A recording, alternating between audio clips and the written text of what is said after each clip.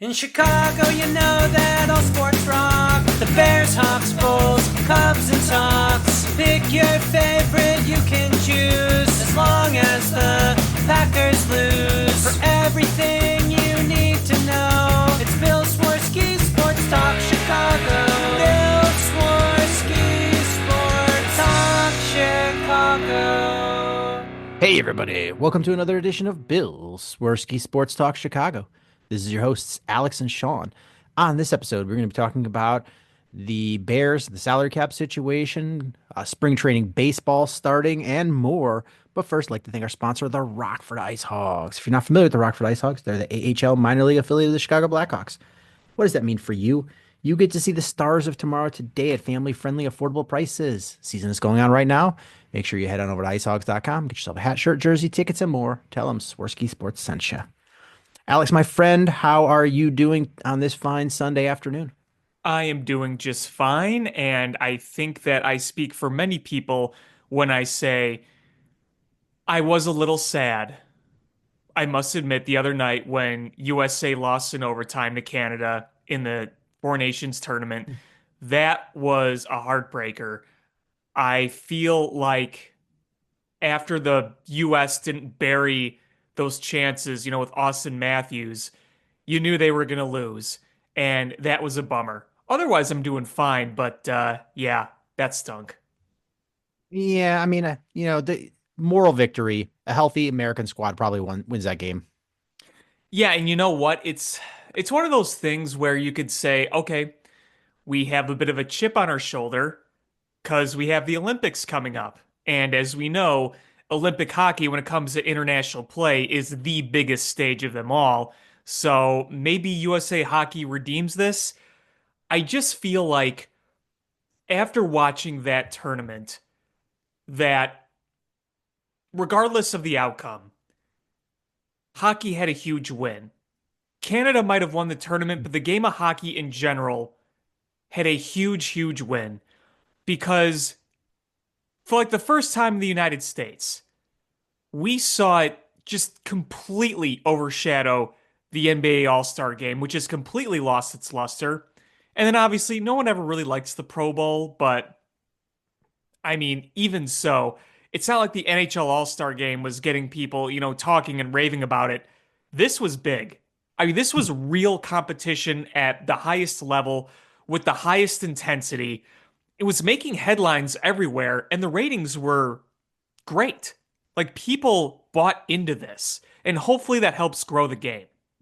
Yeah, so I mean, it's weird. The NFL is the by far and away the most popular sport in the United States, and it has the worst All-Star game, hands down. Like Truly. it could not get any worse.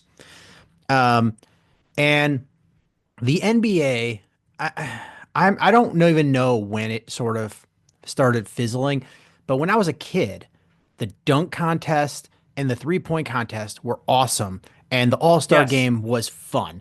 I mean, it was no defense at all, but I mean, when teams were winning like 163 to 157, you're like, awesome. And at some point, and I don't even know, I can't even pinpoint because there's a big, lag of time where I just didn't have any interest to watch it. It's sort of just lost all of its luster. And now you look at the NBA All-Star, and the ratings aren't even very good. I No. mean, they're not much higher than the WNBA All-Star game this year. And that's growing in popularity, the Yes. WNBA. So, the fact that you're seeing that grow for good reason, but you're seeing, the NBA just continue to sink beyond other sports. It's very eye-opening, especially when hockey is such a big talk over basketball in the United States. Obviously, in Canada or other parts of the world, it's a different story. But the fact that it was so outshined, like everyone was talking about how they loved the Four Nations tournament, and even like Draymond Green was saying this All-Star game sucks when it comes to the NBA. When your own players are saying there's a problem. And it's funny, you mentioned like those high final scores and those fun All-Star games. Well, you know what? Those are like normal scores in a regular season game now. Yeah. But for years it's been baseball had the best All-Star game. For sure. The home run derby, the game. you're like, okay, this is fun. Everybody tunes in for this, and it's a lot of fun. And and that hasn't lost its luster or sheen. It's still the same. But I'm going to say that with this year, the four nation tournament, I'm going to say that this surpassed MLB and is the best. It was awesome. It was, and even though it didn't have any consequence in the regular season in terms of playoff format or whatever, it felt like there was consequence because if we remember, obviously not too long ago, the MLB All-Star game determined home field in the World Series. I believe that was what, 2003 to 2017, I, 2018. I always hated that. I always It's hated it's that. it's funny though. You could argue it helped the Cubs in 2016 because more games in Cleveland meant a DH, and that meant Kyle Schwarber played. I get that. I get why you don't like it. I'm just saying it's kind of funny that it did kind of help the Cubs that year, I would argue. I mean, I'm not even arguing that fact. It did, uh, but I still it was weird to me that um a game that didn't count for anything that was made up of you know players from different teams determined who got the advantage in the World Series, and I'm I it never sat well with me. No, I get it. Wasn't it because the MLB All-Star game at Miller Park in 2002 that ended in a tie? Isn't that why they did that? I don't remember. I think they were trying to make it more competitive. I think they wanted people to actually play, and if they had something to play for, because odds are a team going to the World Series is probably going to have multiple representatives from in the All-Star game. They want them to have everybody that's on a team that could be competing in it, wanting to get that home field advantage and doing what they can in an individual effort. Like, I mean, I can see why somebody brought that up, but it just never sat with me well. And not to the point where I was like, yeah, big, yeah, this is stupid, and yelling about it, but I never liked it. Um, I mean, it's hard to assign of meaningful value to an all-star game. Well, that's the thing. I mean, how do you do that without it being kind of ridiculous? Because let's be real, the All-Star game doesn't have the luster that it once did. Even when I was a kid in the mid to late 2000s, it felt like it was a bigger event, that it was, a few day long thing, and you got to celebrate all these players. And the best thing I think about MLB All-Star games was everybody wore their own uniforms. So it's like for that one day, these rival players, you have, Aramis Ramirez playing with Albert Pujols, and you had Manny Ramirez playing with Derek Jeter, and they're wearing their own uniforms. So you see a Cub driving in a Cardinal. You see a Yankee driving in a Red Sox. You see a Dodger driving in a Padre, so on and so forth. So that was once really, really cool. And I think what's hurt All-Star games outside of MLB, I, I like the East versus West. Like, because again, it's that rivalry aspect with these new formats where it's like, oh, this player has this team, this player has that team, and they draft guys. I just don't. I think it was kind of fun and quirky to start, but I think after a while you lost that whole rivalry luster with it, seeing like, oh, enemies are friends tonight, East versus West. So division rivals are now on the same team. Here is the NHL All-Star Game. Sidney Crosby and Alex Ovechkin are playing on the same team. You got Kobe Bryant playing with, I don't know, who was a Lakers rival at the time in the Western Conference. I don't know. I mean, seems like a lot of his rivals were playing, teams in the finals, which were in the other conference, but you get my point, right? So I feel like that luster has kind of been lost. Yeah, I would agree with that. Um, but yeah, I mean the NHL. They really hit a home run with this, and it'll be cool to see how they grow it or how they expand on it going forward. Yeah, absolutely. And I could see this being a every few year thing. I do think it's going to be hard to demand a tournament with this consequence, with this style of play every year from NHL players, especially, considering the fact that what does kind of stink is you saw one of the Kachucks get banged up a little bit, and I believe he missed or was thinking of missing his first game back with the Panthers. So I'm sure there's going to be concerns about that. But I would like to see it at least every few years. Um, let's see. What else do we got here? Might as well we're on the NHL. Um, so Seth Jones looks like he's interested in being moved. I think this is a scenario where it's best for both parties. I think the Blackhawks are best moving on from Seth Jones. I think Seth Jones is best moving on from the Blackhawks. That's just kind of how I see it at this point. I do too, and not in a definitely not in a bad way. I mean, Not in a he's personal way. yeah, he is not able to be his best self on this team. He's getting paid a lot of money. Um, for the Blackhawks, they don't need the money per se. They're the cap room, but he's not helping this team get better. And I think it's just a marriage that probably needs to move on. Right. And you know what? I think that we can all see the fact that Seth Jones, especially this year, isn't providing the worth. And maybe that the frustration with him is kind of realizing he's not able to do what he best can do. And I mean, look, we know the Blackhawks aren't good this year, but if you're going to try to build a defense for the future, then you need to know who your anchors are and you need to develop those anchors. And it just, Seth Jones just doesn't seem like he'll be part of those plans, even though he's under contract for a long time. Thanks, Stan Bowman. Yeah, I mean, you look at the Blackhawks defensive pipeline, and there's a lot of young players. And if you're not going to be good, excuse me, you might as well be playing your young defensemen and getting them experience.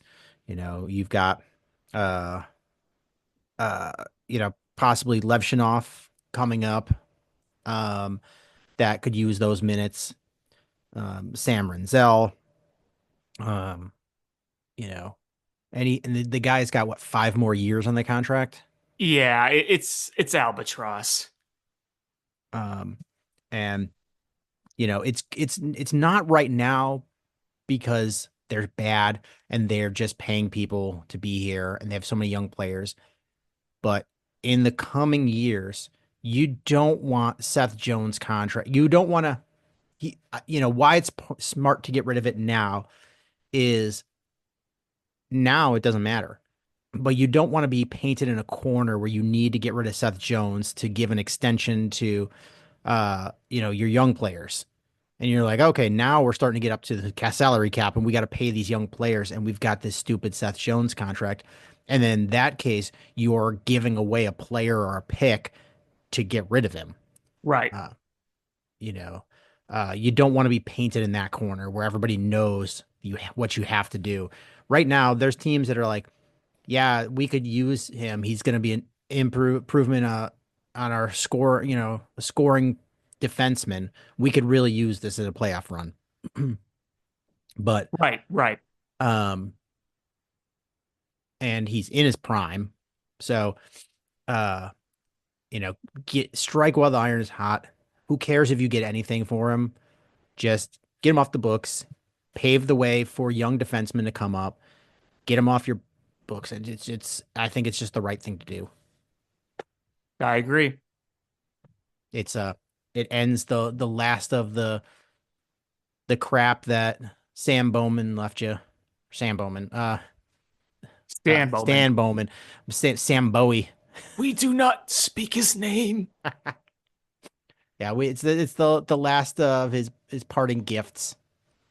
Well, yeah, because I mean, Connor Murphy is the other one, right? Like, who's still on the team from that era? Yeah, but that's not harmful or anything. No, It's no, just no. there.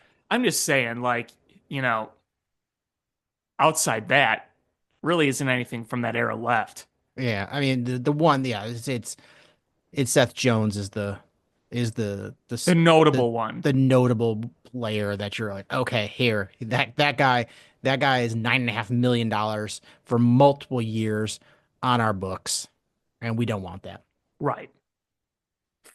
Um, so I think the trade deadline is what, next week? It's coming up quick. And Uh, obviously, I believe it's the 7th, but you're going to hear a lot of rumors until something's actually done. You're going to hear a lot of talks. It's been the subject of a lot of talk because when you really look around at the Blackhawks, there isn't really much else to move. I mean, Teuvu's under contract for multiple years. You're not moving on from that. You're not moving on from Tyler Bertuzzi. He's under contract for multiple years. I mean, what are you gonna do? Flip Alec Martinez for a bag of pucks? There's not really much you're gonna get in terms of value. You know, Patrick Maroon. Anyone gonna take him? I've heard that people have interest in him. But again, what are you gonna get for him? Oh, nothing. You're getting literally nothing. You get nothing. But I mean, I think at this point, getting a bag of pucks would be a miracle because Patrick Maroon is clearly past his best days. Um, so the uh the only other thing I can think of is has nothing to do with the Blackhawks, but um is is Alex Ovechkin gonna pass Wayne Gretzky this year? Well, he had a hat trick today, and what is he, 13 away? He's 13 away. Man, it's possible. 13, and I think they have 25 games left. It's possible as long as he's healthy. I mean, if he didn't get hurt and miss all that time, he absolutely would have. But it's there. I mean, look, he had a hat trick today. That just scraped off 3 goals right there. Yeah, he's like I think he's right at the cusp of 1600 points all time. I mean, the guy is ridiculously good. Yeah, I mean the fact that he was playing like right after the '05 lockout. I mean, when they first started doing NHL on NBC way back in the day, he was coming into the league with Sidney Crosby. And hey, we watched Sidney Crosby play in that tournament as well. I mean, these guys are just like Iron Men. Yeah, he is he's about to be number one all time in goals and top 10 all time in total points. So right now, top 10 in points is obviously Gretzky, then Yager, Messier, Gordie Howe, Ron Francis, Marcel Dion, Steve Yzerman, Mario Lemieux, Crosby, Joe Sakic, and Alex Ovechkin. Wait, Yeah, who's number two? uh, Jaromir Jagr. Yamir Yager. Okay. I mean, he played in the league forever. He did. Uh, he still didn't play as many games as Mark Messier. Well, Mark Messier also played a very long time. And Yeah, it's and wild. then, So I mean, you how? look, you look, and Gretzky is like 1,000 points ahead of Yager, Yeah, that's and crazy. you look at the games played. So Yager played 1733 games. Messier played 1756. Gordie Howe 1767. Ron Francis 1731. Um, Wayne Gretzky 1487. Like he played like 250 less games than all of these guys. I mean, he would have he added on to that because he was a 2 point a game player for his career almost, or Yeah. almost, yeah. So you're looking at he would be like Yager has 1,921 points, and figuring 2 points a game. Gretzky is at um, it's like 500, so that would be uh 3,350. Jeez. Uh, Jeez. Man. Uh you know what makes me laugh? When you talk about games played and like how long their careers were. You ever see like the footage or the videos of Gordie Howe playing professional hockey and he's like bald and gray? yeah, I just that always gives me a kick. It's like there's that guy who's played a billion games and he's still going out there. Like, wasn't he playing with his kids I'm on a sure. professional rink? I mean, he was old as dirt. Yeah, because he played for Hartford when he was older. And I mean, Mm-hmm. you see those pictures of him in those old Hartford Whalers jerseys. Oh, I I'm love like, them. oh man, that is pure hockey bliss right there. You know, Mario Lemieux doesn't get enough love as one of the best hockey players of all time. He's almost a 2 point a game player too for his career. Mario Lemieux is was crazy good. I mean, he was you could argue top five greatest player of all time. I mean, like you can look obviously at stats and do ranks, but in terms of just being a player, like Mario Lemieux's got to be top five, maybe even top three. I mean, people will make that argument. The other thing about Mario Lemieux too is the Penguins kind of invented the tank to get him. That's kind of where a lot of what we know of tanking began. I don't It's know if you wow. knew that. I didn't. Yeah, I watched a documentary not too long ago where they talked about the Penguins, trying to get that pick to get Mario Lemieux. And, I'm sure other teams in other years have, tried to not win, but like tanking as we know it, one of the early pioneers of that was that Penguins team. I'm looking at the list of the top 10 scorers of all time. They've got Yager. Pittsburgh has Yager, Ron Francis, Mario Lemieux, Sidney Crosby. Man. Sheesh. And you go down the list a little bit further. Mark Recchi, Paul Coffey. All Hall of Famers. Oh yeah. I mean, Pittsburgh has had some good hockey players. Yeah, that's to say the least. Because didn't Yamir Yager, didn't he start his career in Pittsburgh? Mm-hmm. And he's known in Chicago for beating them in the Cup Finals in '92, Mm-hmm. which I was not around yet for. But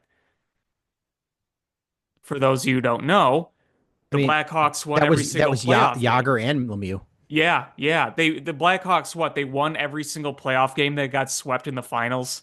Yep, I remember that. And I then was their in. backup goalie was Dominic Hasek behind Ed Belfour. Mm-hmm. Little did you know you had two Hall of Fame goaltenders. Mm. Yeah, I'm kind of rooting for Ovechkin to get this record. Not that I care, like I like Ovechkin. I just it's one of those things is like it's one of those records you never thought would fall, and you're like, oh man, I'm kind of rooting for it for an untouchable record to fall. There's something cool about the world sitting and watching a record getting ready to be broken. And there's something really cool of you seeing that and saying right now, I know where I was when so and so broke that record. I know where I was when Aaron Judge broke the American League home run record. I know where I was when Alex Ovechkin scored his 600th goal. I remember where I was when, you know, Calvin Johnson, had that historic, the things like that. It's cool to say those kinds of things, and regardless of the team who it's for. I was only four during the home run race in '98, but I could only imagine sitting and watching Sosa and McGuire breaking, the records of Roger Maris and seeing, I remember seeing Barry Bonds break the all-time record in a season for home runs. I was a kid, but I remember it. So it's cool to say, hey, I know where I was when that happened. Yeah, and the thing is like, all right, this is how kind of untouchable this record is. So Gretzky currently has 894. Um, oh sorry. And Ovechkin has 882. So he's 12 from tying it. If you look who's next in the active, so again, is 894 is the record. After Ovechkin, it's Crosby, who's who's at the end of his career. Hmm. Like he can't have too many years left. He's No. at 610. Yeah. Um, so he's not coming anywhere close to it. No. Then Stamkos, who is at the end of his career, is at 572. Um, Malkin is at the end of his career. He's at 508. Um, How old is Malkin? Upper 30s? he's got to be. He's been in the league a long time. Um, then it's Patrick Kane, who is at the end of his career, 483. John Tavares, who is winding down his career, 478. Um, Corey Perry, who's 200 years old, at 441. Kopitar at the way at the end of his career, 432. I forget, is Kopitar even still playing? I believe he is. You never hear about Kopitar. Brad Marchand is at 421. Hmm. Um, let's see who's next. Jamie Benn, end of his career, 397. Austin Matthews is at 389. He's got a ways to go. He's got a ways to go. Um, Leon Draisaitl is at 389 as well. He's got a ways to go. Um, David Pasternak is at 376. Um, Jeff Skinner at the end of his career, 368. Matt Duchene, end of his career, 364. Like, you, there's not very many people here that are anywhere coming close. Connor McDavid here. I was gonna say Connor McDavid is one you look out for. He's at 357. So he's But got a more he's than what? How old is he? he is 28. Yeah, not even 30 yet. So I mean, he's not even halfway there. So he could probably start coming close, at least in that. Um, but I mean, he's played like 700 games. So at 1,400 games, is he still going to have that same pace? He would have to play to be an old man at the same pace. Oh yeah, I mean, I'm not saying he's easily gonna do it. He's so good. If there is somebody to do it, it could be him.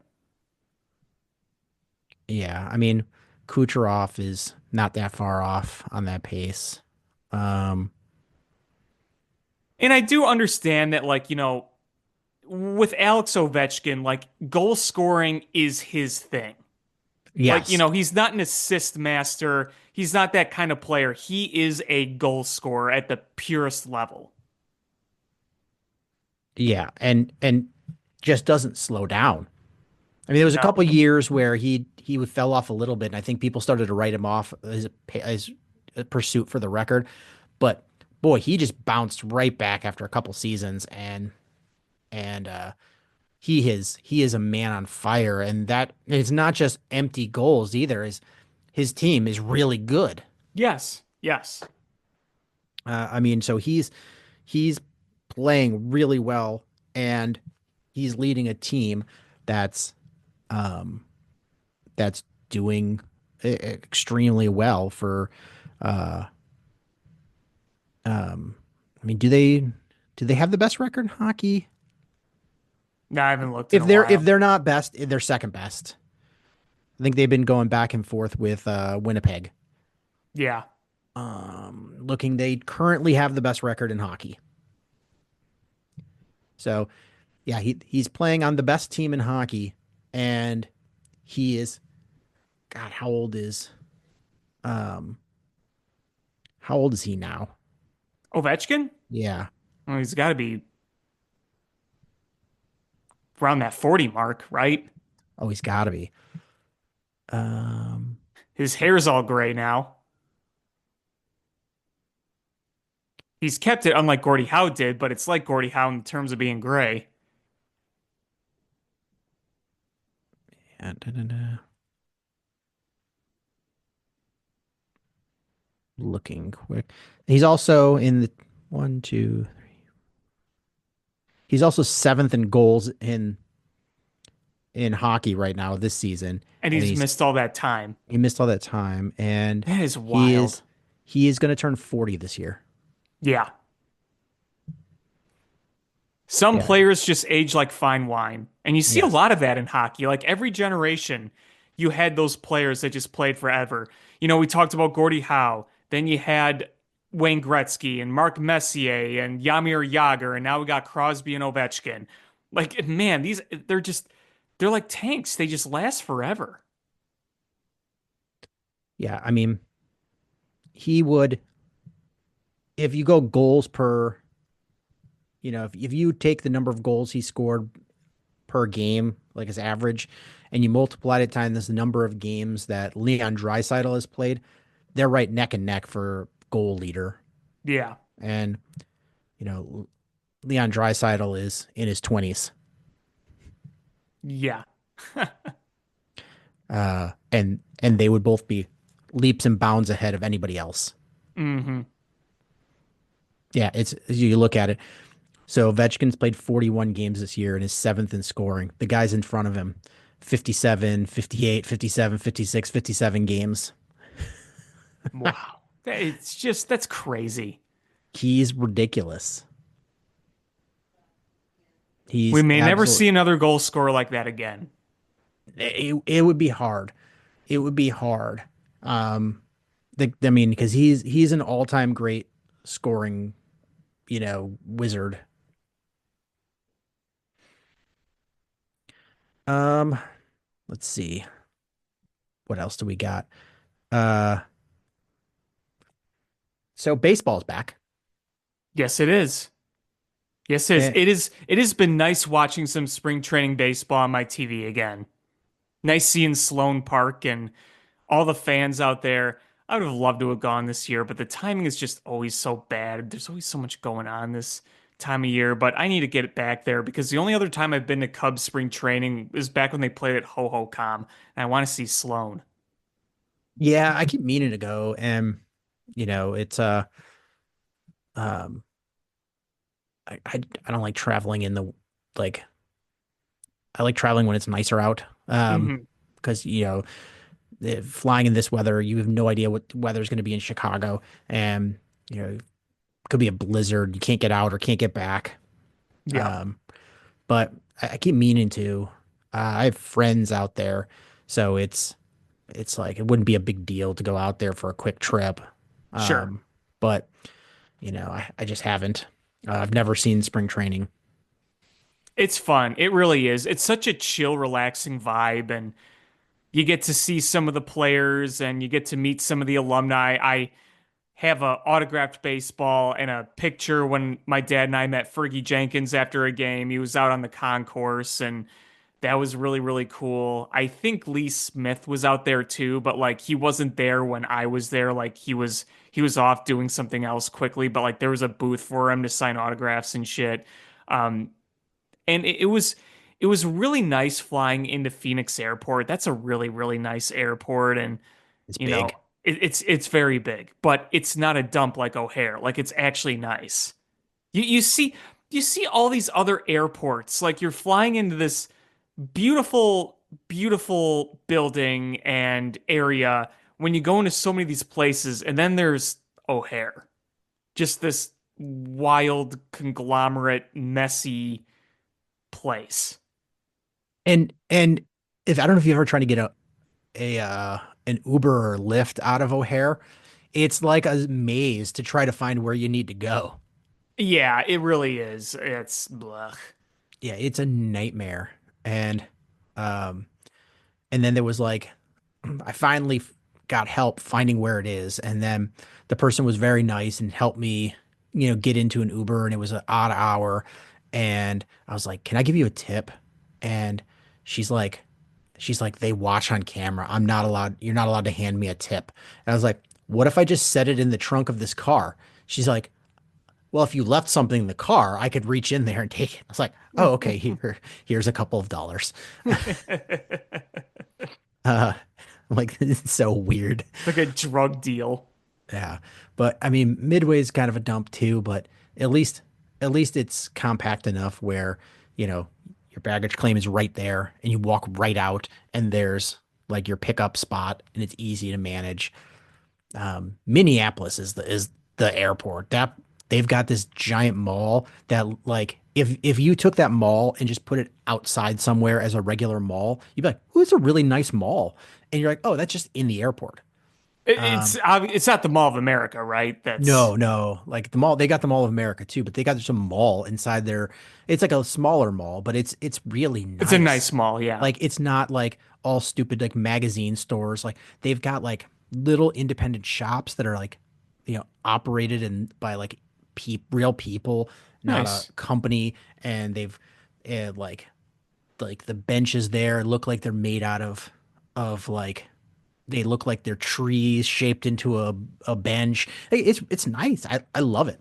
I used to have to fly in there all the time for work, and I was like, man, I like this airport. Did they have the Leftorium, Diddley? Diddly diddly. Yeah, Uh, I've never flown to there. I've flown out of Midway once, but I was in second grade and we were going to Florida. And it was, do you remember old ATA Airlines? Vaguely. Yeah, that was the first airline I ever flew out of was ATA. I don't know whatever happened to them, but I mean, ever since then, I've flown like mostly American Airlines. But back at the time, when I was a kid, we would fly to Florida with ATA out of Midway. But again, that was so long ago, like I can barely picture the airport really. So, like obviously like I see pictures of like the outside, whether it's like somebody posting about it on the news, but and I live right by O'Hare, so unless there's a specific flight out of Midway, I'd have no real reason to fly out of Midway. So, like I've mostly flown out of O'Hare, but yeah, the one time with Midway, I was a kid. ATA ceased functioning in 2008. Okay, yeah, that sounds right. It was 2002 when I flew it. Family Vacation '02. Did they just go bankrupt or something? I always want, or did they get like absorbed by somebody? Did like American Airlines buy them out or something? I don't know. I'm just quickly looked at the um they filed chapter 11 in 2008. Um they weren't even flying. They were doing chartering stuff for FedEx. Um, Oh man, did they have like a freaking Tom Hanks moment and then it was all over from there? yeah, the last ATA flight was from Honolulu to Phoenix, and it departed almost 2 hours late. Hmm. Southwest um, owns and retains the operating certificate and all assets previously held by ATA. Okay, so it was basically absorbed into Southwest Airlines. Southwest purchased everything for $7.5 million dollars. 7.5 million, that's it. Wow. Yes. I mean, that's a lot of money, but in the scheme of things, that's not very much money. That's probably like a couple of planes. Right. Exactly. I mean, I even remember as a kid, there used to be like ATA commercials. Like I'd see the commercials for ATA Airlines on TV all the time. I don't know. Was it a Chicago-based company? I don't. Indianapolis. Okay, so it wasn't far from here. Gotcha. Okay. Yeah, so it was Midwest based. I remember like back in the day, all of those regional airlines. Um, so wait, let's see. Mergers here. Um, uh, so Pan Am went split between Delta and United. Uh, Mohawk went to American. Piedmont went to American. TWA, remember them?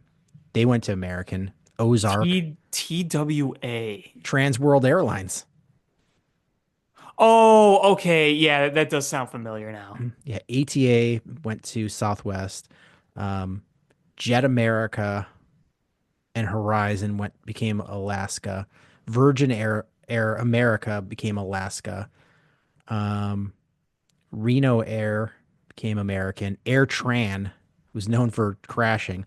They they got taken over by Southwest. Um, So you have this group of airlines that's monopolizing the market and just absorbing all these other airline mhm, companies. essentially, yeah, yeah. And the only reason I know Mohawk, I believe that's the same airline from that Bill Burr cartoon F is for Family. I think he works for Mohawk Air. Hmm. So let's see. But yeah, then I mean baseball. Like I was just telling my wife, I was like, yeah, baseball's back, and she's like, and I'm like, the Cubs look good. She's like, does it spring training doesn't count? It's like, I know it doesn't count. I'm like, but it's back, and it's better that they look good than look bad. Well, what's nice, really, if you're going to take anything away from these spring games, is you're seeing some nice at bats from the process. And you're seeing Moises Ballesteros. Obviously, you wish you could be seeing Matt Shaw. That oblique injury is very concerning to me. Mhm. But PCA was 3 for 3. I know he's not really a prospect anymore, but PCA was 3 for 3 today. You love to see that. Trying to think. Palencia and Keller look really good, and I don't know if they're going to be part of the Cubs' plans, but they've looked good. Yeah, Justin yeah. Steele has looked good. He looked great yesterday. He looked like he was in midseason form. Um, Michael Bush is looking pretty good. yeah, yeah, he's looked good. He's batting like 650. Um, and yeah, so uh, I mean, that's exciting to see. I mean, I know none of that carries over to the majors, but just just seeing guys have positive spring training, no matter what happens, is a good thing. Oh, and the other one I want to point out was Kevin Alcantara. You know who's not having a good spring for the Cubs? Alexander Canario. Nah, he got DFA'd. I was kind of sad. I was really hopeful. Uh, Yeah. I mean, to me, it was kind of a mixed bag because it's like, it would have been nice maybe to have a fourth outfielder with some pop, understanding that his sample size in the big league isn't very big and there are some holes in that swing. And he was kind of just in a weird spot. He never really had a chance to like develop every day because one, you didn't really have a chance for him to do that. And two, he suffered a couple of really bad injuries as his time as a professional. So I don't know if maybe this is a case of, hey, what's best for him is just going to another place where he might play every day. He'll feel better about playing every day. He'll get more of a knack of the big leagues, even with some of the holes in the swing that I don't think are going to go away. Would I rather have his bat potential over Vidal Brujan? Yes, but I get it. You're in a little bit of a roster pickle there. And the big thing is he has no options left. I mean, So, he could come back. I don't know if anybody's claimed him. not yet. You could trade him. You could trade him. You could bring him back, not on the 40 man. You could. Um, so I don't know what their intention are. Um, but if I wouldn't mind seeing him come back. I would also not mind seeing him get a fresh start somewhere. Me too. And hopefully, no bad ill will on him. I was very hopeful. When for the last couple of years, I was like, oh, I'm very excited for that to come to fruition. And when he got DFA'd, I wasn't shocked, but I was a little bit bummed. No, I get it. I get it. The last, there's been a few Cubs DFAs where, I don't know if you're this way. You get some sort of like emotional bond with certain players in the minors, and when they don't pan out, uh, you know, you get why the Cubs move on, but you still get a little bummed. Oh yeah, I mean it happens a lot, and sometimes I do think we grow a little over attached to some of those fringe type players. Yeah.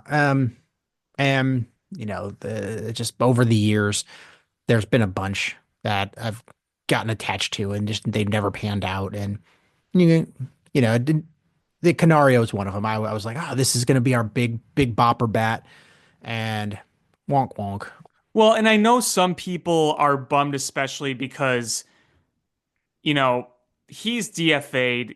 Caleb Killian doesn't look like he's going to really work out unless there's some sort of magic switch.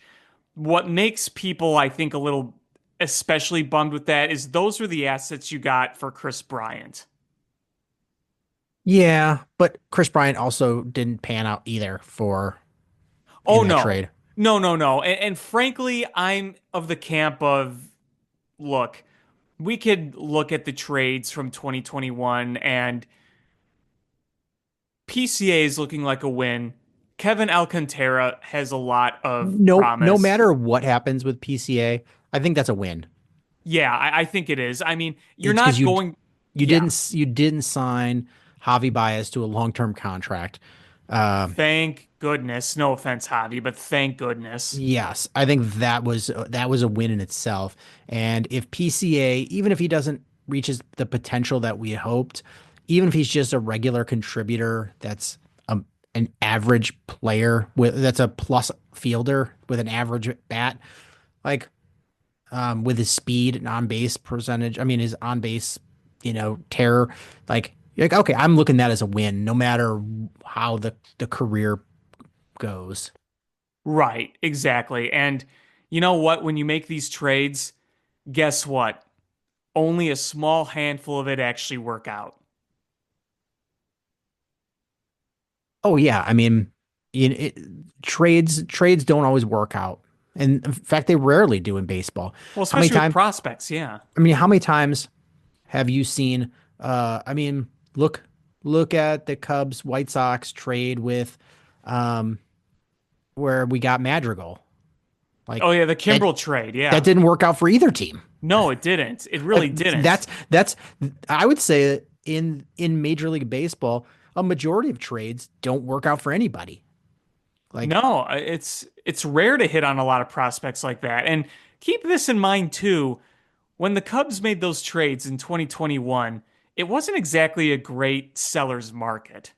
It wasn't, we weren't in the same market in like 2017 where you would trade Jose Quintana for Cease and Eloy Jimenez. I mean, that was a trade that worked out. I don't know. Did that work out for the White Sox? I mean, I guess we'll see because they traded Cease, and we'll see what happens with all those prospects. But um, it I didn't mean, pan you out. got technically more value individually from Cease than the Cubs got Quintana, although the Cubs got a playoff series win with Quintana.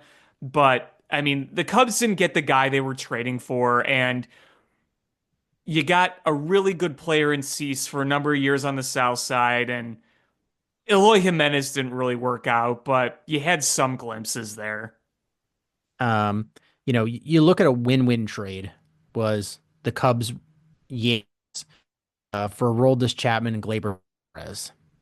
Yeah, I would I call that yeah. a win-win because that he ended up going back to the Yankees. Chapman did, and Gleyber Torres, although I don't think he ever became the guy the Yankees hoped for. Still pretty good though.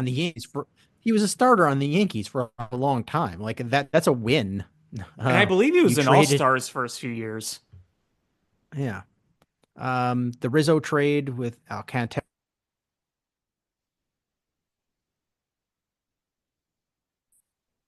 But yeah, I mean, I would say most trades, you trade prospects for a rental player. The rental player doesn't help you that much, and that prospect never amounts to anything, and it's like a lose-lose.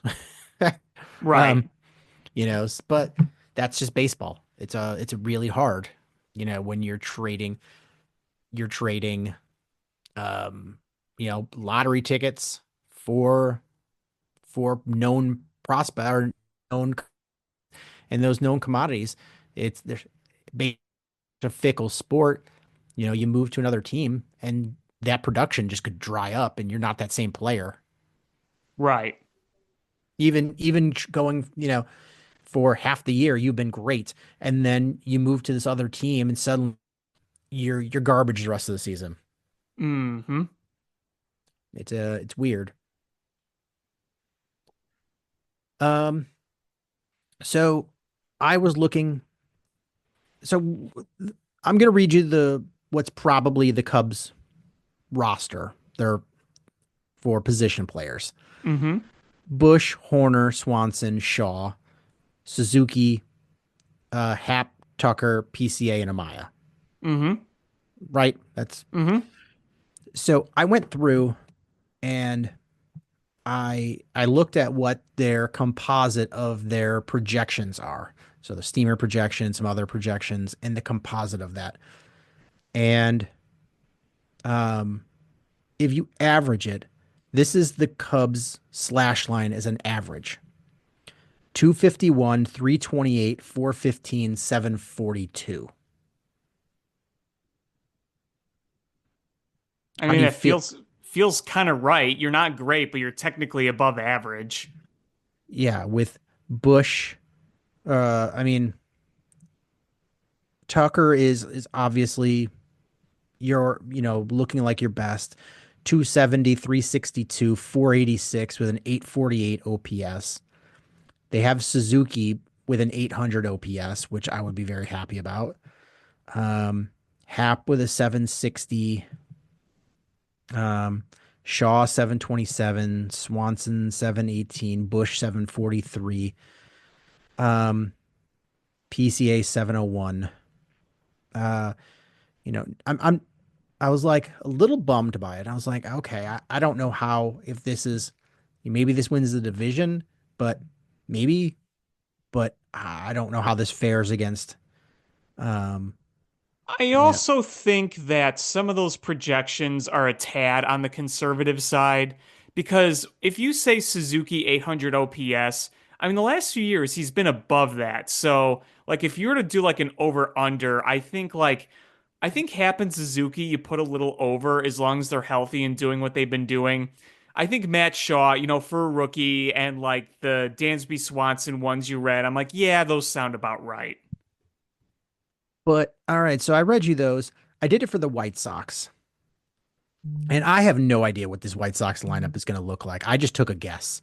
I have Corey Lee catching, Vaughn at first, Chase Medroff at second, Brooks Baldwin at short, Brian Ramos at third, Robert at center, Benintendi in left, Talkman in right, Joey Gallo DH. I think Joey Gallo is going to win that DH job, but this this is the team slash line with that lineup, and I mean, maybe I'm wrong on some of these, but I can't think of anywhere where where there's a grossly better player going in their spot. This is the, the team slash line with that lineup 234, 309, 381, 691. Sounds about right. Um, in, if you look at, this team, uh, based on the composite projections, they do not have a 750 OPS player on the team. Well, And I went through, I looked I think at Luis Robert can be. oh, he could be. I'm just going by what the projections are saying, not a single 750. And here's I looked at, do you know what the 10-year, the over the last 10 years, what the MLB average OPS is? 745?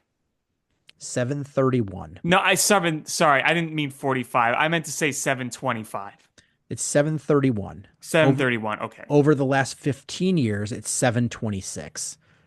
Over the last 20 years, 733. And based on those projections, uh the White Sox only have, you know, they don't have any players that are statistically above average. They've got Luis Robert, who's right there at the average, and they have Andrew Vaughn at 747.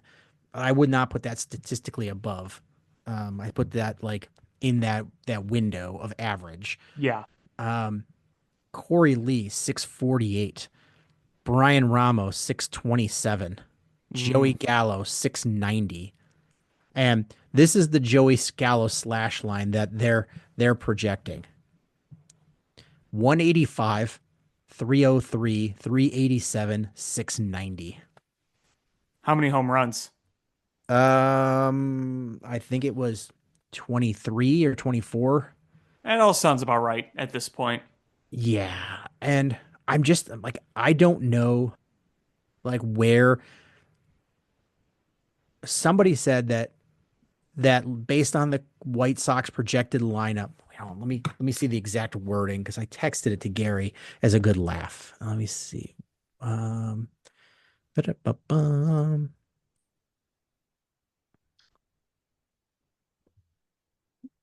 Da-da.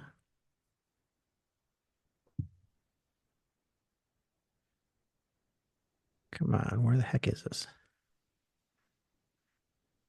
Um, somebody texted the or tweeted out the lineup, the projected lineup, which is different than what I have, but nothing significant. Um, this lineup might not be that bad. And they put is Talkman, Luis Robert, Benintendi, Vaughn, Joey Gallo, Lenine Sosa, Miguel Vargas, Corey Lee, and Brooks Baldwin. This lineup might not be that bad. They're looking at a team OPS under 700. And Yeah. and who's hitting over 25 home runs on this team? Robert would be the one I would pick. Like you don't have home run hitters. You don't have big stolen base guys. You don't have a lot of on base guys. No, that's the thing they're really missing. Like you don't have, I mean, if you told me you have a bunch of all right, Patrick Wisdom, big power guys that aren't very good. Rob Deere, uh, you know, Adam Dunn. Rob Deere. Those kind of players where they've got massive power, but they're not very good. I mean, I guess Adam Dunn. If you look at his whole, Adam Dunn was good. I mean, obviously with the White Sox, he was bad, but yeah. he All was right, let's old go like by now. Rob Deere, Patrick Wisdom. Not good, big power. All right, you've got a bunch of those guys. Sure, you could win some slugging games and you could score a whole bunch of runs at random times and win some games. Um, and you know what you've got. You know how you're going to win.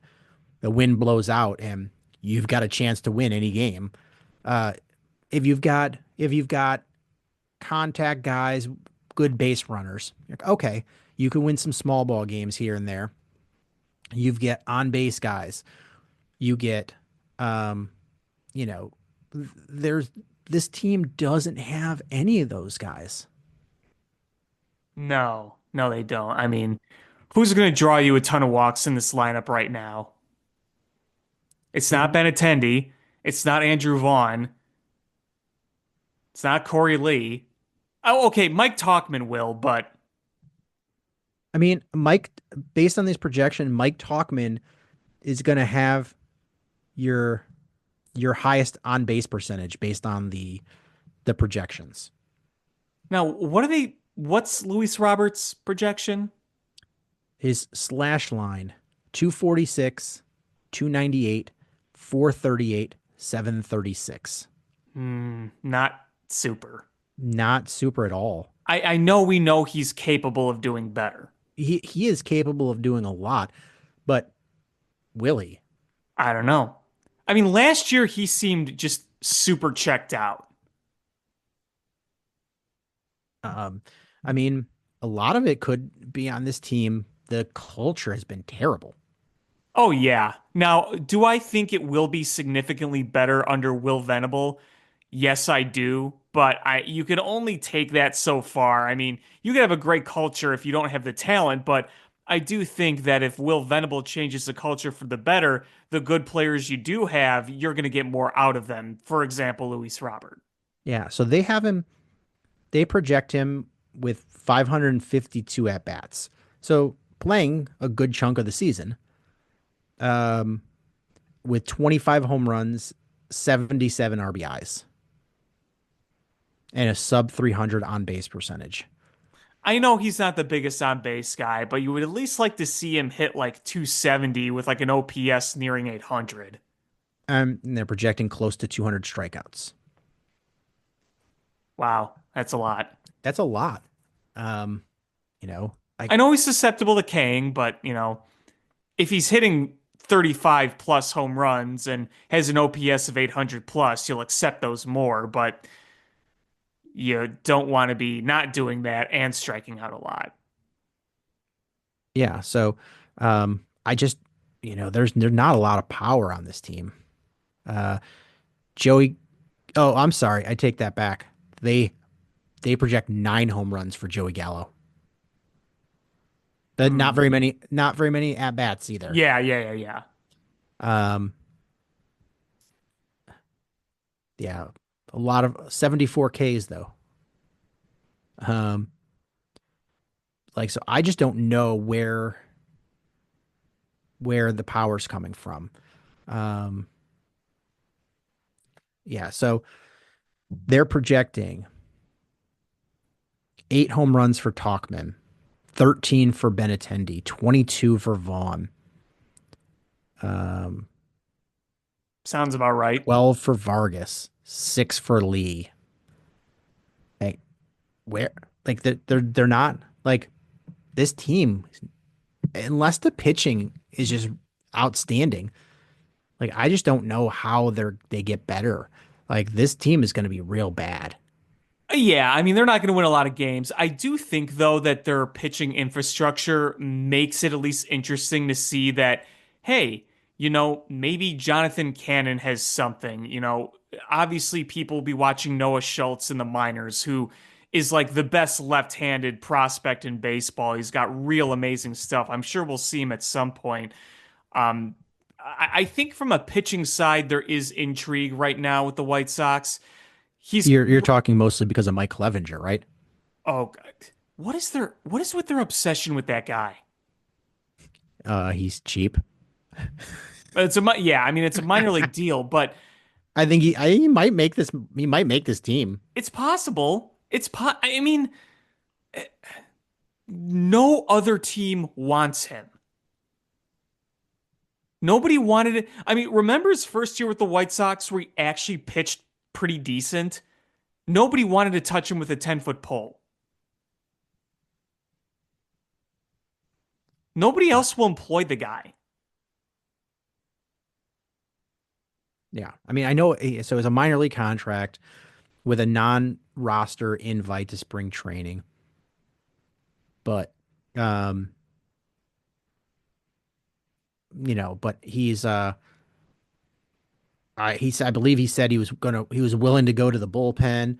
Um, and I mean, I think it's a terrible decision, but from their perspective, he's cheap. They've already taken all the heat for signing him. So, uh, what what is there to lose for them if he doesn't make the roster? Meh. Um,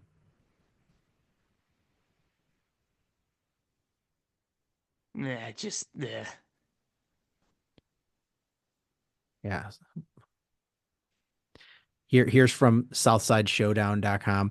Yes. Yeah, the White Sox are bringing him back for a third season when 29 other big league teams have passed on him the three times he's been available on the open market.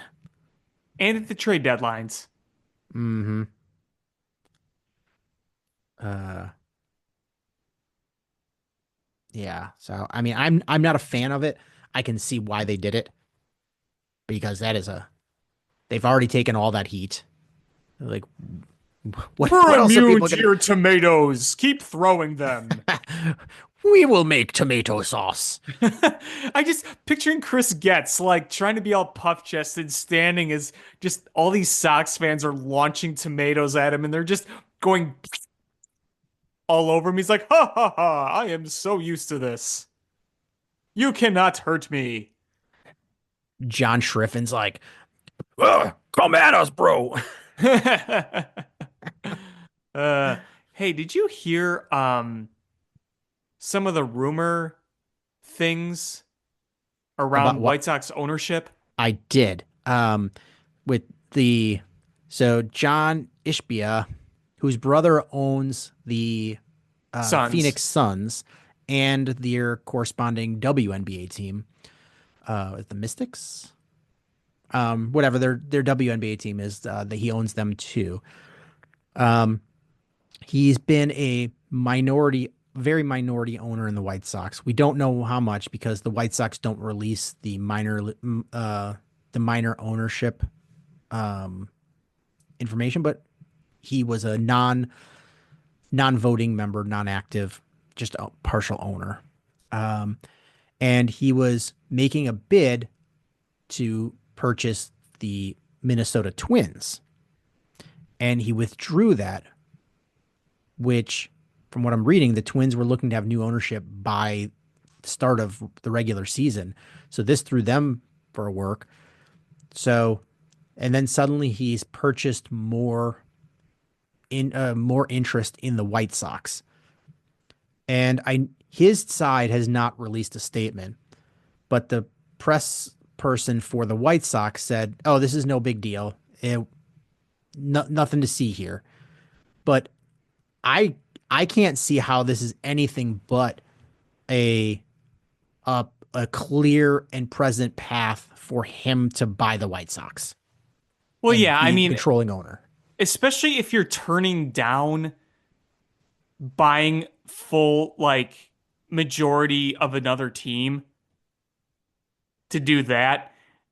And then there a rumor that the White Sox went to Ishbia.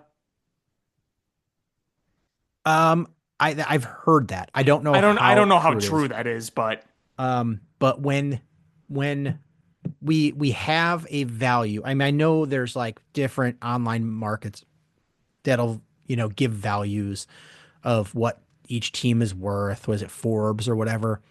Um, but the team, so they did not dilute any of the current owners. He just purchased what people were willing to sell, and they valued the team at $1.8 billion, which is below what online has projected them worth. They projected over two. Um, so we're now looking at we know what the White Sox value themselves at, and uh, and so now you're like, okay, that's a path for him to actually purchase the controlling interest of the White Sox.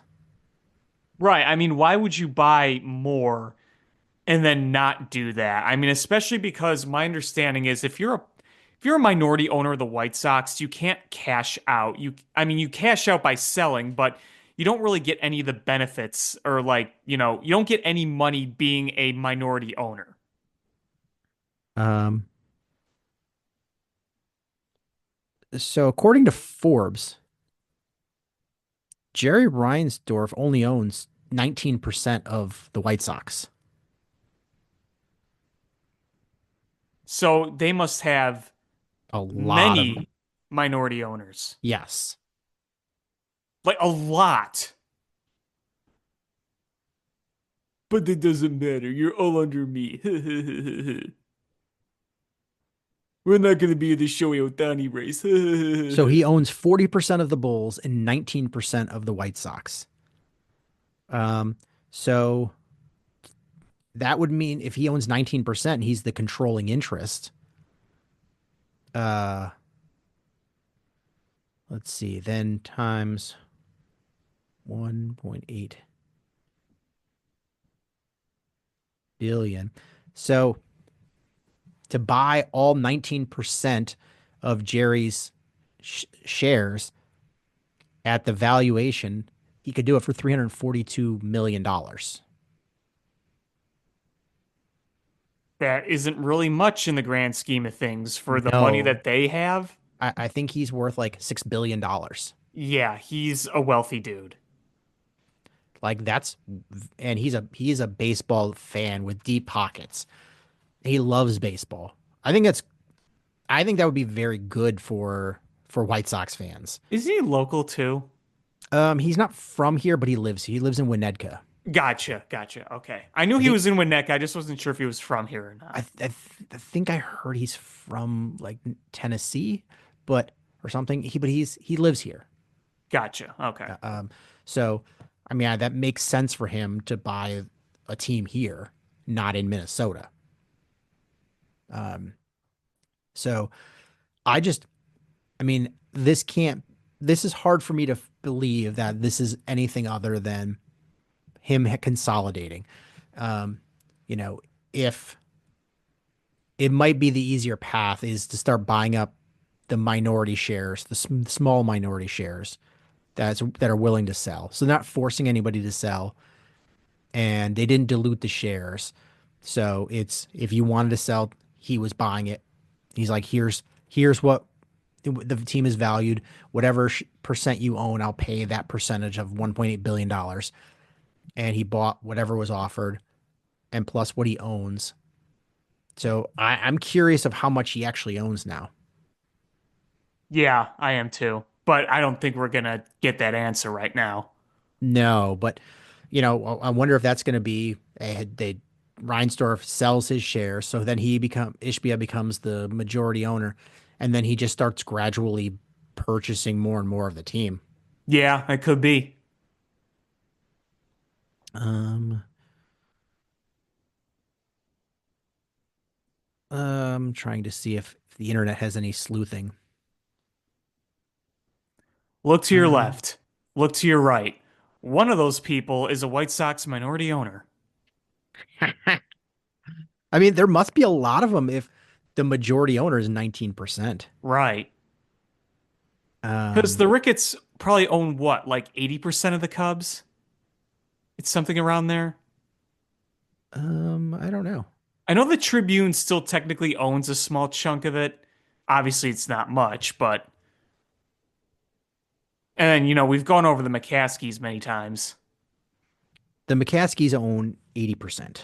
Yes, yes. With Pat Ryan owning what was once Muggs's kids' shares. The Ricketts have 95% ownership of the Cubs. 95%. Okay, so that's more than I thought. I thought it was in the 80s. The other 5%, some of it's got to be the Tribune, is my understanding, right? I don't know. It didn't list. Just said what percentage the Ryans or the Ricketts owned. Part of it is John Leckie. It's John Lackey and Buttercup on all of his forms when he's like, who when you pass away, who do you want this to go to? Buttercup. uh, that's a horse. Did I stutter? I said Buttercup. Did I stutter? Put it down. Buttercup. What's Buttercup's last name? Buttercup. And won't this horse more likely than not be dead before you are? Buttercup. AI, Google's AI says Justin Ishbia is minority owner of the Chicago White Sox, with reportedly interested in increasing his stake of the team and eventually taking over as majority owner. That's AI, you said. Yes. So it's this is not just all made up here. This is, you know, scouring the internet. That is what AI thinks is happening, regardless of what the White Sox um, say. Well, yeah, I mean, you would think. Um, I mean, Jerry's what? He turns he's about to turn 89, right? This Yeah, week? he's up there. Wait, let's see. Hold on. What's today's date? The 23rd? 23rd. Yep. By the time you're listening to this, Jerry may be 89 years old. His birthday is Tuesday, according to Google. Hmm. February 25th, 1936. Um, yeah, so I mean, he's really up there. And, it's already been reported that he told his sons to keep the Bulls and sell the White Sox. Yes. And, so I mean that's a lot of money. That is a lot of money. Cash Three out. cash out 342 million, give that 19% to whatever Ishbia already owns, and he becomes the majority owner. And I think he's going to want to spend.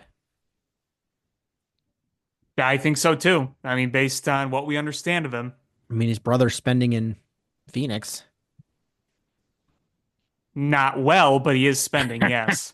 You know, so I've learned as a Cubs fan during the Tribune years where they didn't always win, but at least they were spending money and you felt like they were trying.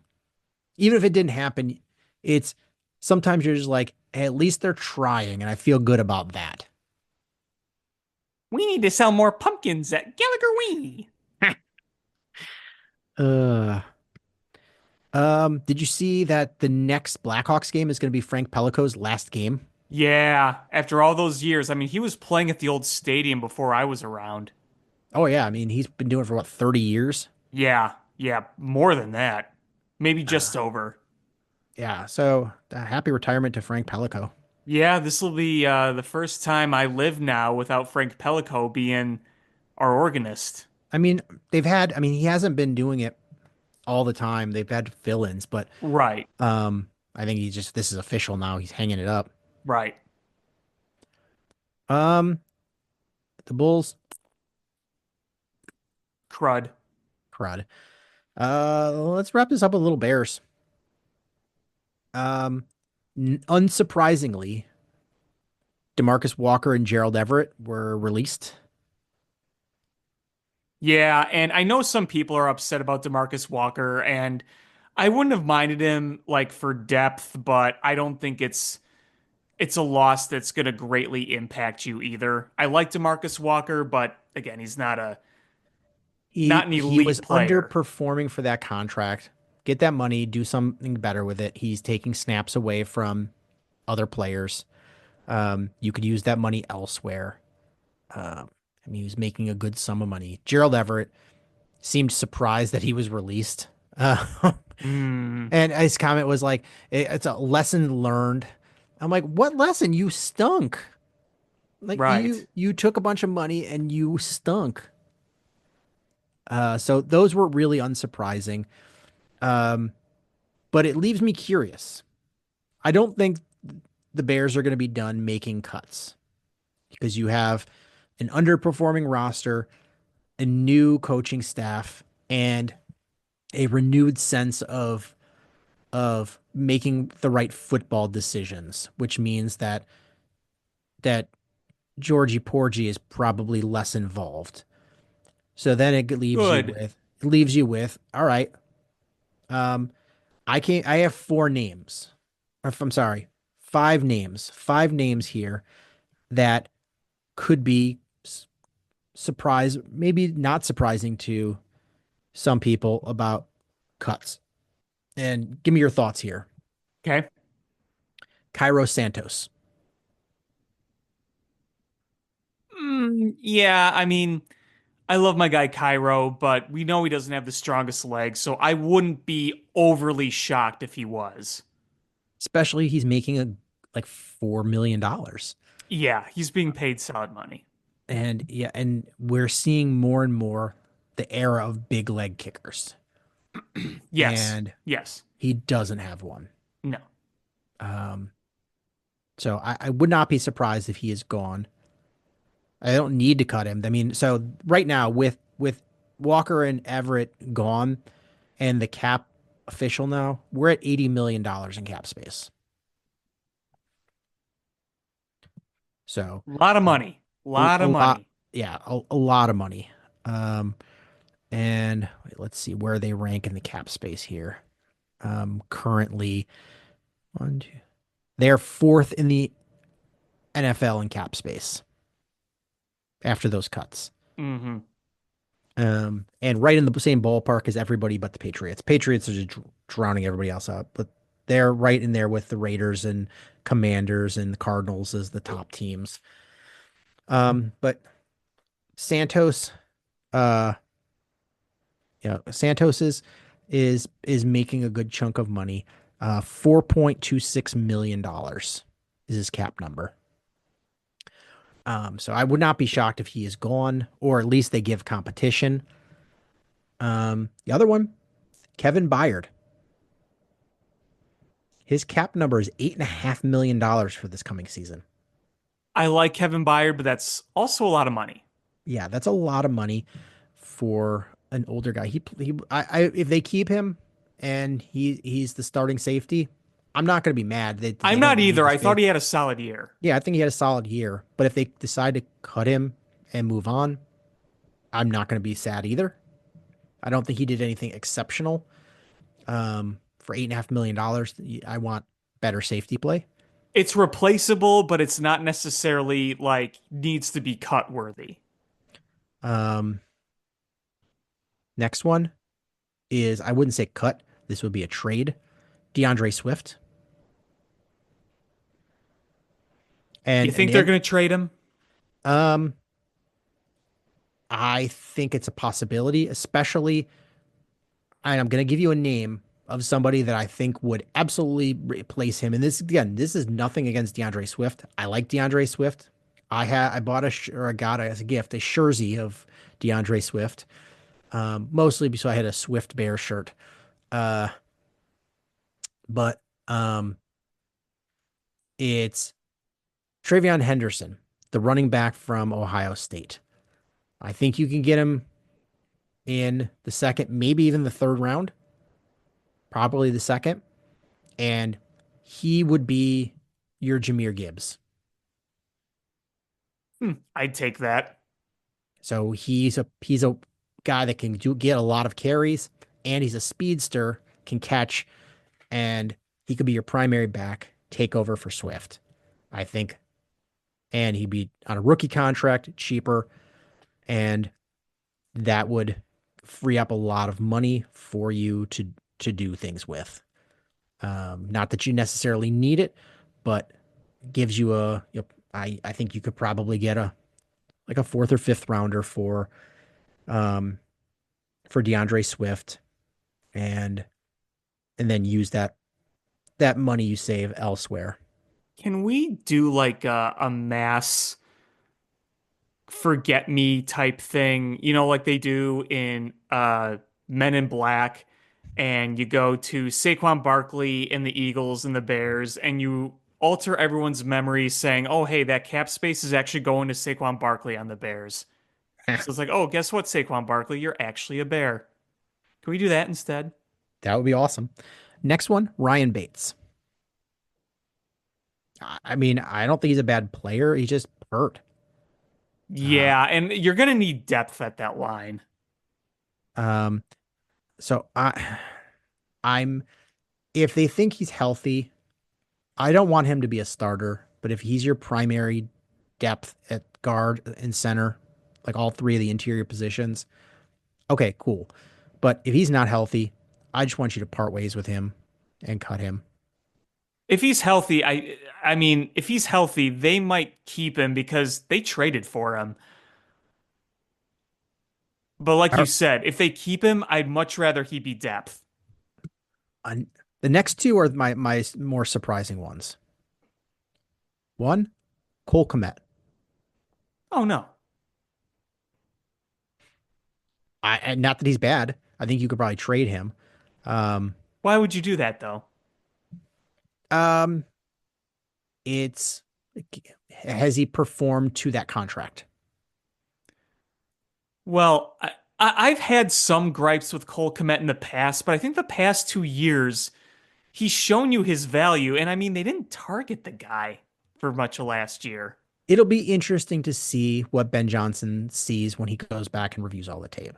Well, and And here's my question too, is where are you going to find somebody better?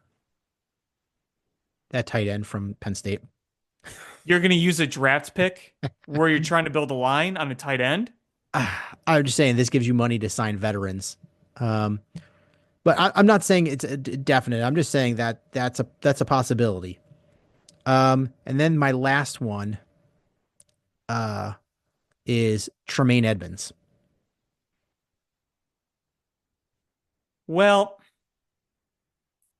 you're Has he going been to bad? No. Has he lived up to that contract? Also, no. No, last year was disappointing from Tremaine. I thought he was fine year one. Last year, not as much. You're going to a 4-3 next year, so you'll have, two outside linebackers and a middle linebacker. So it's going to depend on how you structure that, I guess. I don't know. We'll see. If you move on, if you trade DeAndre Swift, cut Byard, Santos, and Bates, keep Edmonds, keep Cole Kmet, that puts you at $93 million of cap space. That's a shit ton. That is a shit ton of money. You could sign Mekhi Becton, Trey Smith, and the center uh from Atlanta, who's the best center on the market, Dolman. You could sign all three of those guys and probably have, let's see, then you could use those three top 50 draft picks on whatever you want. Right. And so your offensive line then would be Braxton Jones, Trey Smith, Dolman, uh, Mekhi Becton, and Wright.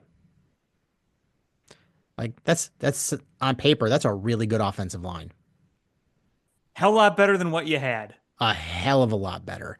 And that probably puts you around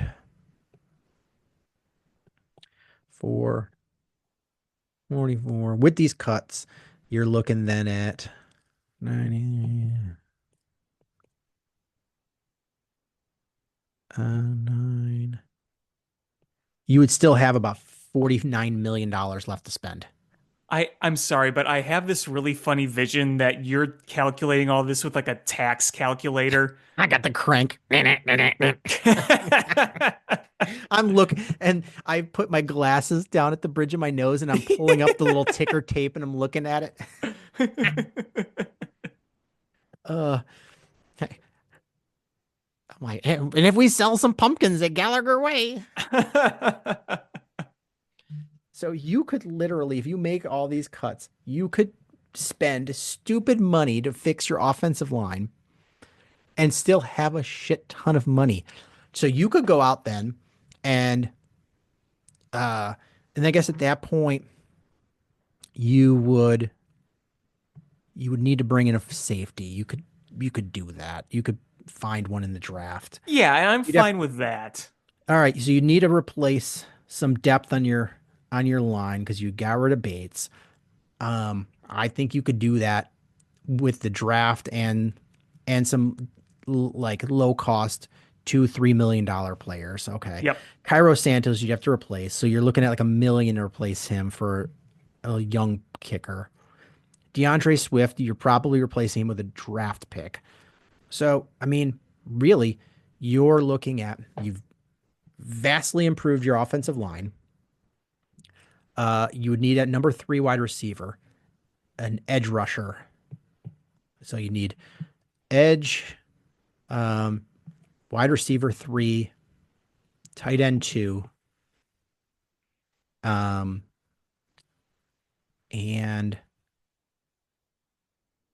safety. with $50 million and three top 50 draft picks. I guess one of those you'd have to allot to that Travion Henderson running back. So you'd have two top 50 draft picks.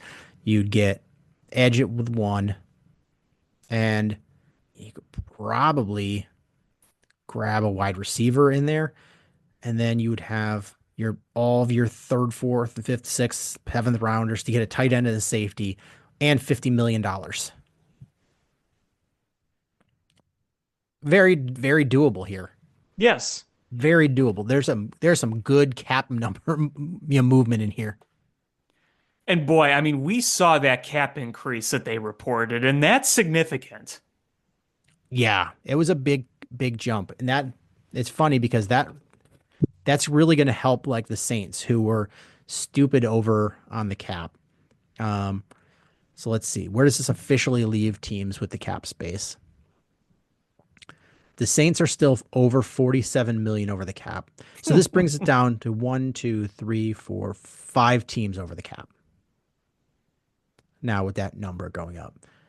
So the Saints are 47.2 over. The Browns are 24 over. The Bills are 10.12 over. Seahawks are 6.5 over. Falcons are 5 over. And then you look at which teams are over if you count their rookie class that they have to sign. That would add in the Dolphins, the Cowboys, the Texans, and the Chiefs are right there. They have under $8 million to spend. You figure about $5 million in rookie salary cap, and they've got some serious players that they need to um, to bring back. Um, I mean, they have a lot of players here. That team, Trey Smith. Uh, let's see.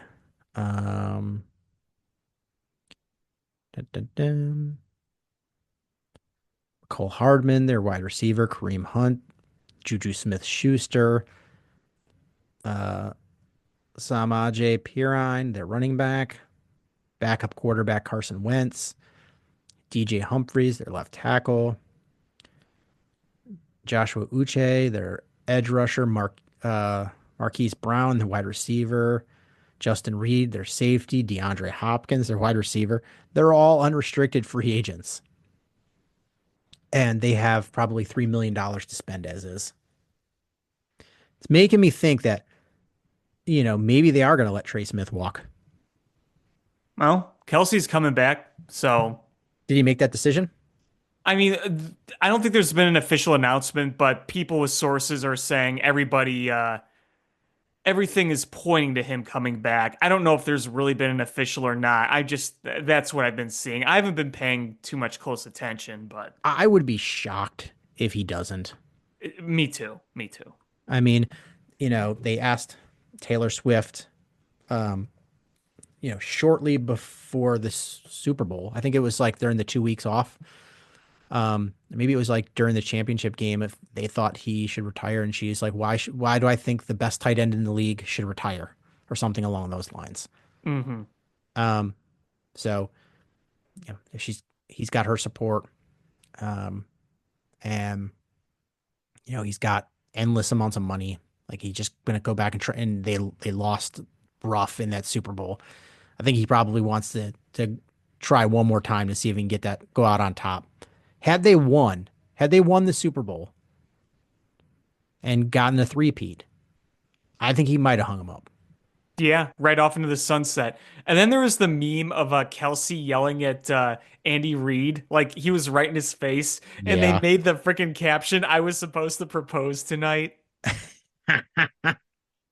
That's funny. I got a kick out of that one. I love that meme. Like he was really pissed at Andy. I don't remember what that was about. I don't Um, either. It was a regular season game, but I don't remember what the context was. yeah. So, um, It's I wouldn't be surprised if he comes back. I'd actually be a little shocked if he didn't. Me too. Me too. So yeah, I mean the Bears, uh, we've got the calendar starting to open up. That the combine is starting, and free agency starts in just a couple of weeks. Um, God, we are coming. What's the date? The 12th, March 10th. Just a few weeks.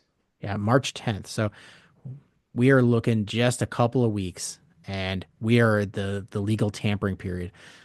So today, so we got like um one a little over 2 weeks. That's crazy. Mm-hmm.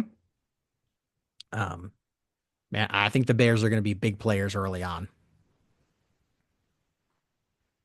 You don't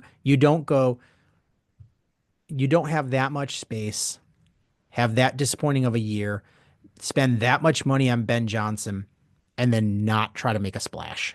Right. Exactly. Was there anything else you wanted to talk about? Nope. I think I've said my piece.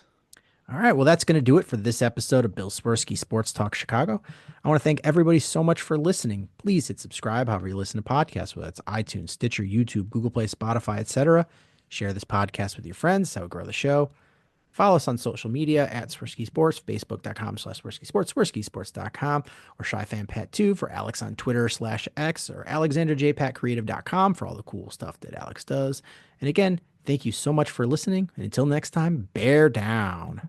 Cubs win! What a lucky break! The good Lord wants the Cubs to win! We thank Ditka and God for all they have provided. Cubs win! Cubs win! Cubs win! Oh, I don't want her, you can have her, she's a Packer fan. She can't fit in my van. And she looks like number New Yorkers. Smoking crack is not legal on planes. Bears 31 to -7. The Bears. Oh, when the Bears go bearing down.